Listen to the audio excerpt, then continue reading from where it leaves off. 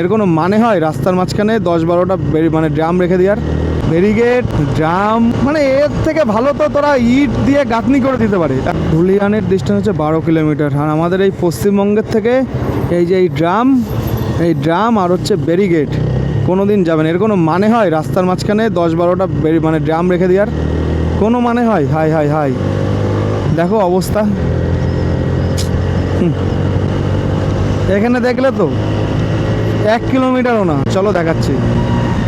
1 কিলোমিটারও হবে না, চলো দেখাচ্ছি। ভিডিওটা স্কিপ করো না। 1 কিলোমিটারও না, ওই দেখো সামনে আবার ড্রাম।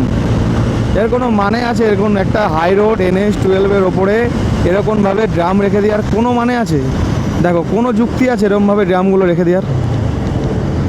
দেখো কোনো যুক্তি আছে এর? দেখো এইখানেও দুটো, ওই পাশে রাস্তার মাঝখানে ব্যারিকেড। হ্যাঁ দেখো, ও ভাই সূর্যটা কি দারুণ লাগছে, জাস্ট ওয়াও। চলো,